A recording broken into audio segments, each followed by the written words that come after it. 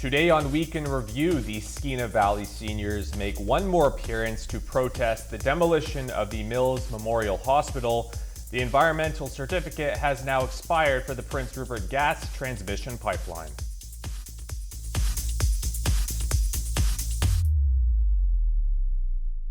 Hello and thank you for joining us here on CFTK-TV, where we cover all the local news here in the Northwest.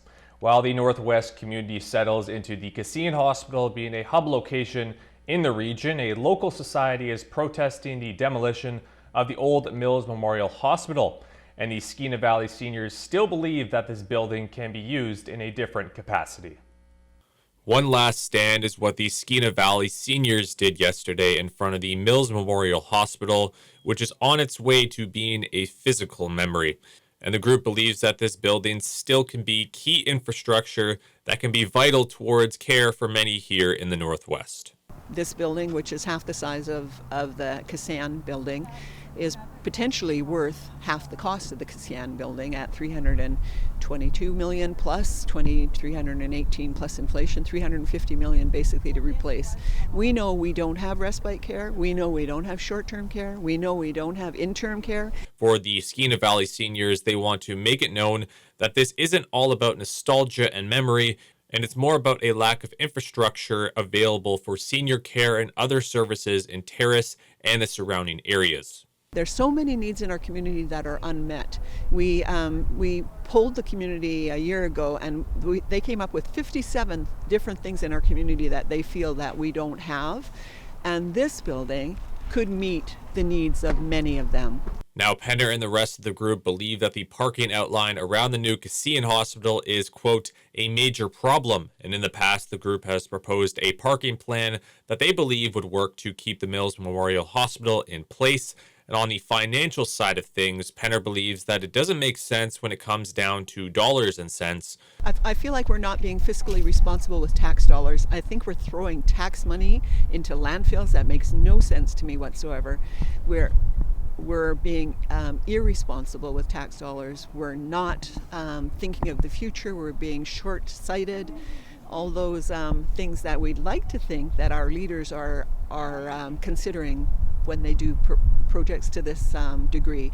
Like even the stuff that came out of this hospital, that should have gone to the community, and a lot of it did not. Now, the demolition of the hospital should be happening sometime in early 2025, and the parking should become available for those who are visiting, those who are patients, and those who work there. We're sad. We're sad today to be at a position where we're seeing this building going down. And we're appealing to the government, even on the last days, to reconsider what they're doing and to keep it up. From CFTK-TV in Terrace, I'm Damian Smith. Now, according to Diana Gibson, who is BC's Minister of Jobs, including Economic Development and Innovation, the unemployment rate in the province is reported as lower than the national average. Around the country, the unemployment rate of Canada is rated at 6.8%, while British Columbia's rate sits at 5.7%. And Gibson followed up by stating that the government is working hard to deliver an economy that pays people well and that reduces costs, including creating local jobs in communities to combat inflation. And since 2018, British Columbia happens to have the highest GDP growth rate among the larger provinces at a rate of 14%. While the number hasn't been revealed just yet, in 2024, BC attracted a record-setting amount at $117 billion in 2022 and 2023. Now moving on to the Prince Rupert gas transmission pipeline, where its environmental certificate has now officially expired after originally being issued on a 5-year term in 2014, followed by another 5-year extension. And as of right now, the PRGT has applied to the BC government for a substantial start determination, which would extend the environmental certificate for the life of the project, but some are urging the provincial government to not grant this application just yet. Jayleen Matthews from CFTK-TV has more.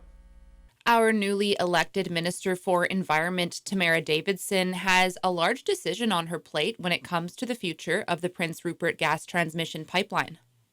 The proposed pipeline would run between Hudson's Hope and the proposed Pacific Northwest LNG natural gas facility on Lelu Island near Prince Rupert, which is owned by the Nisga'a Nation and Western LNG. The project is currently pre-construction, although its environmental certificate was issued 10 years ago. The company states external factors for the delay, such as market changes, the COVID-19 pandemic, and the Ksila Sims LNG project's delay. The PRGT is listed as a critical part of the Ksila Sims LNG project, which was included in the Nisga'a Nation's plan for economic independence. In PRGT's request, they outline their commitment to Indigenous engagement and negotiating project agreements with the implicated nations.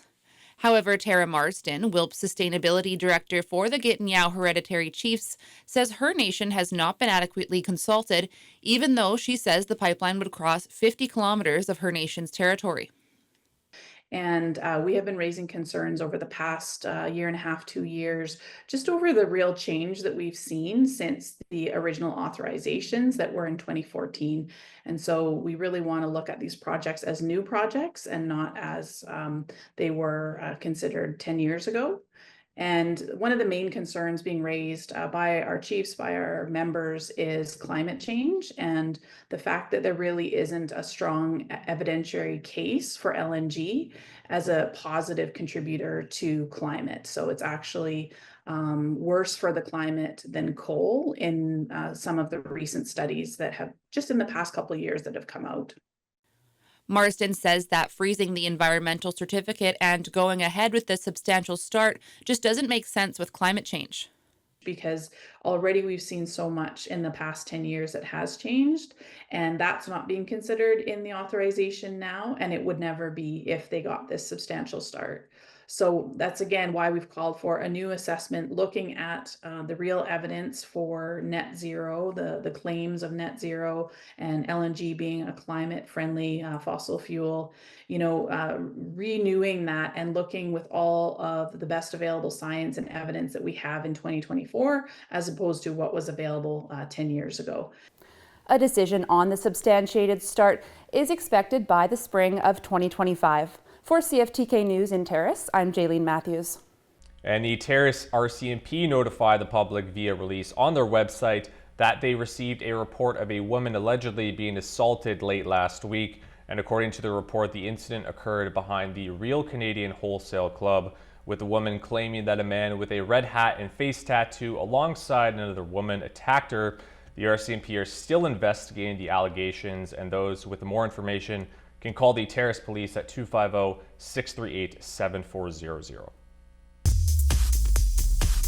Up next, the City of Terrace has been donated a large sum of money from the Terrace Community Forest.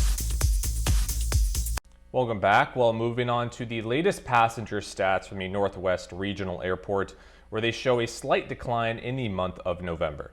YXT saw 18,770 passengers in the month of November, down from last year, as in November 2023, they welcomed over 21,000 passengers.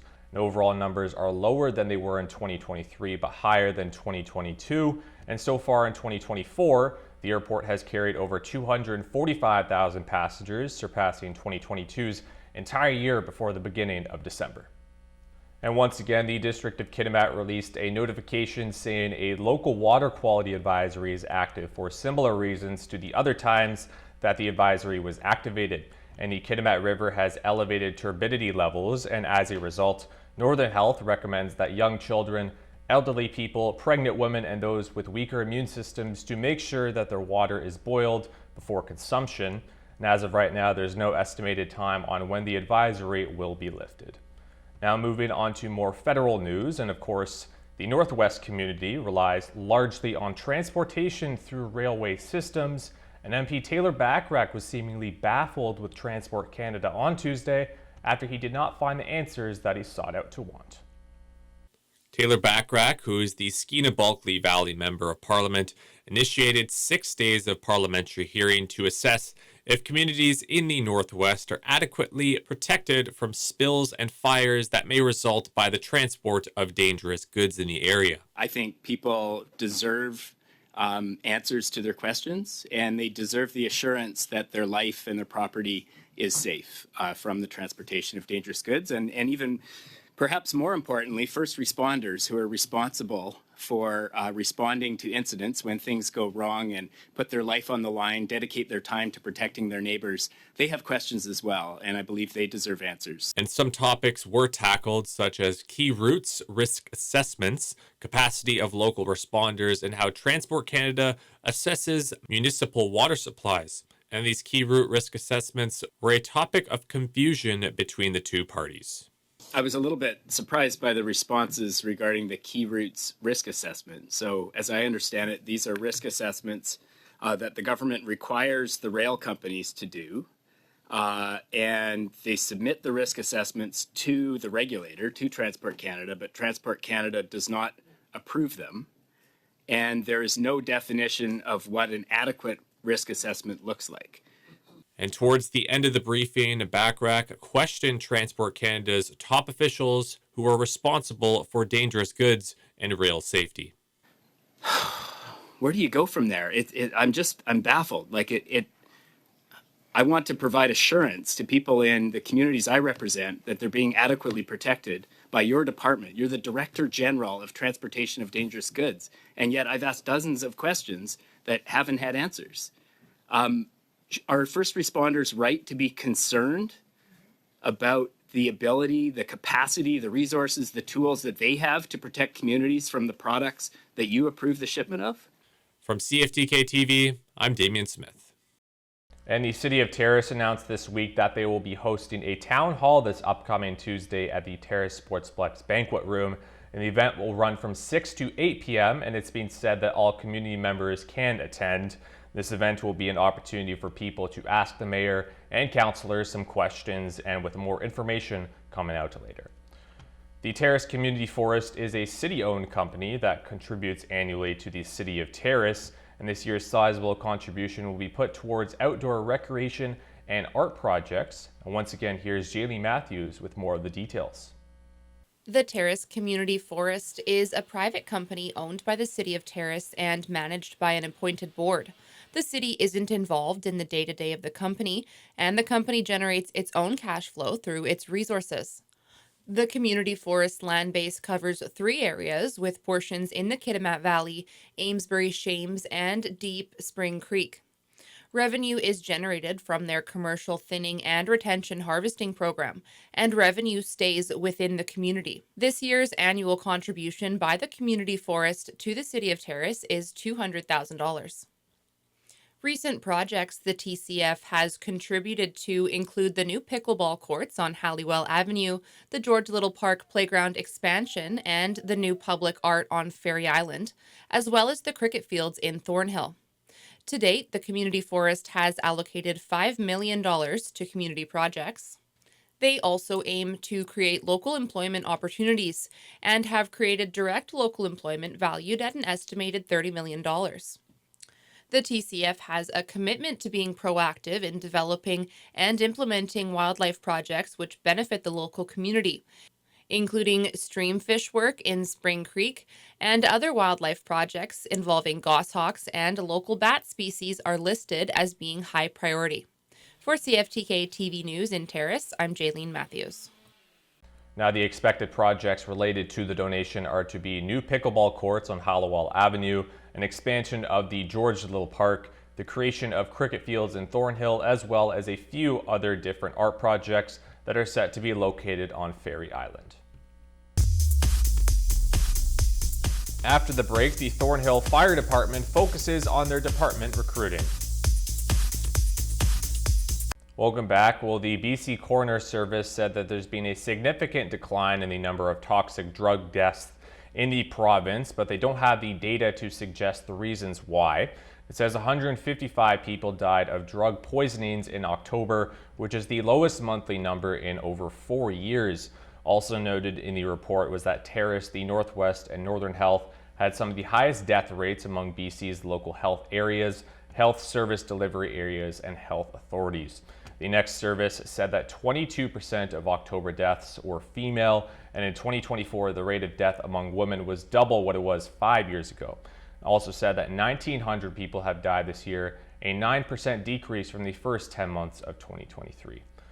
Now, the Thornhill Fire Department have now implemented their new paid-on-call model for volunteers this year, and now they look to move on to department recruiting. Jaylene Matthews once again has more on this new shift.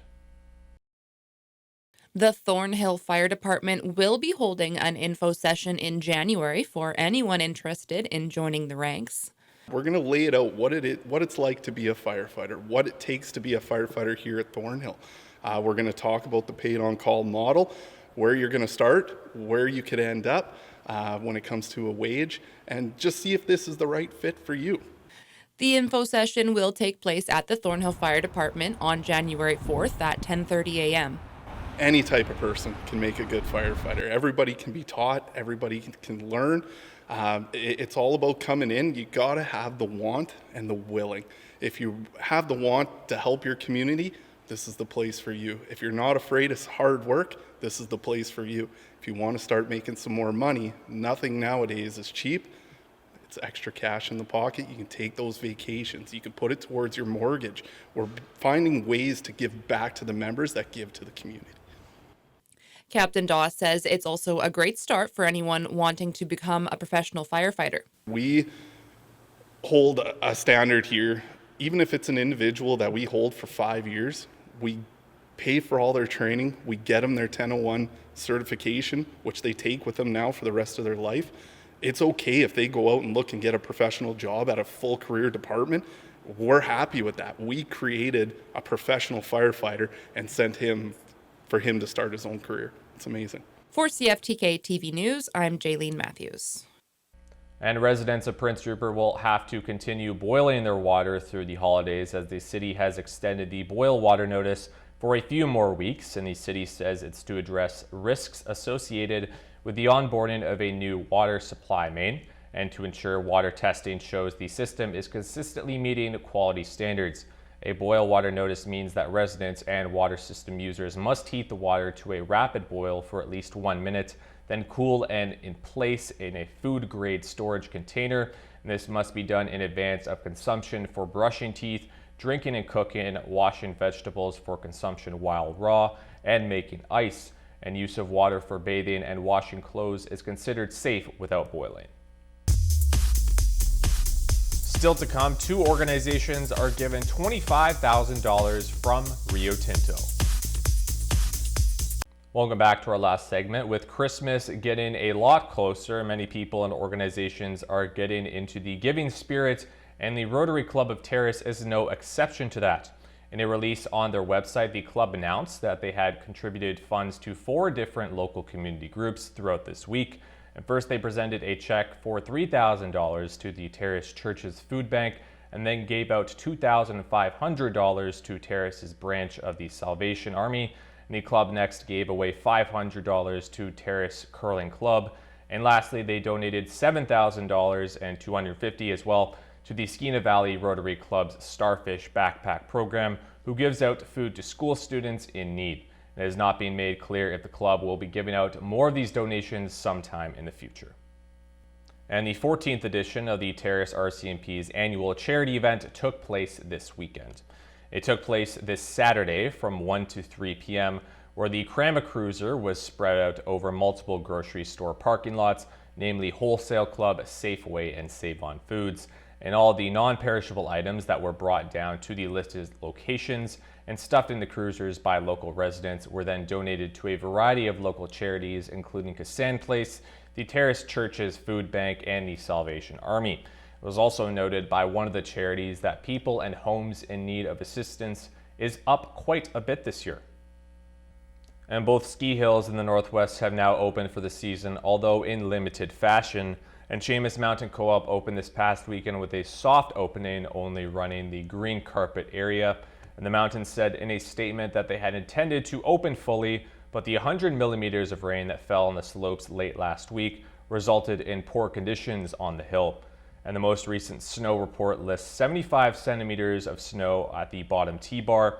Hudson Bay Mountain is open as well with early season conditions, and a mid-mountain base of 55 centimeters with 3 of its 4 lifts operational.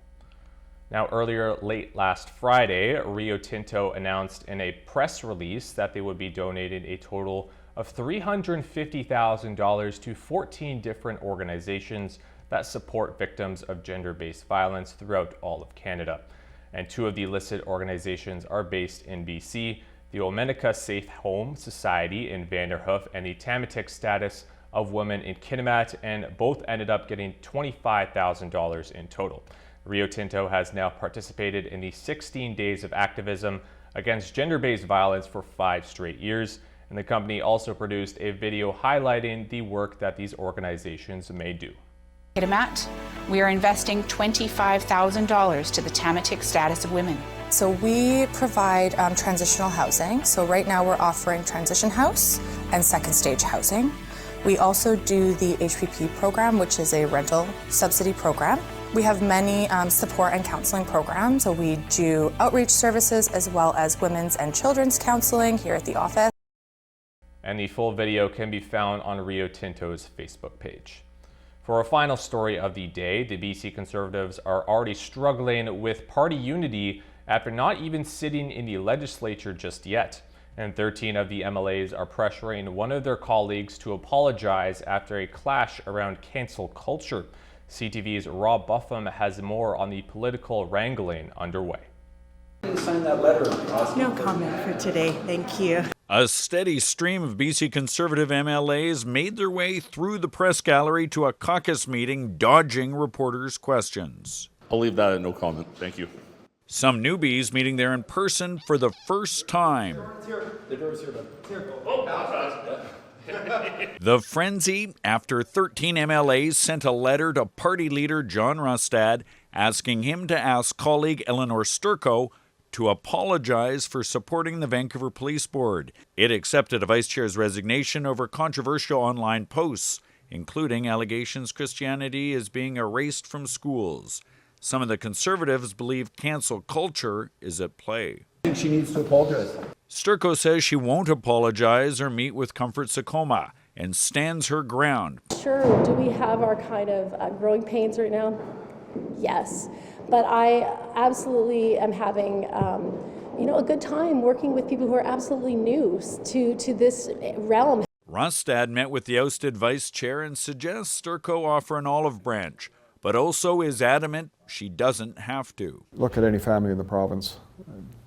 There are issues that crop up within families, and we are just a large family. He wants both sides to find room to agree to disagree under his newly minted Big Tent Party.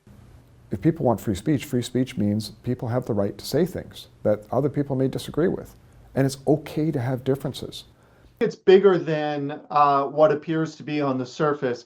My best guess is that John Rustad is not going to be the leader in the next election for the BC Conservatives. After the meeting, the group filed out for a family photo with any caucus tensions left behind closed doors.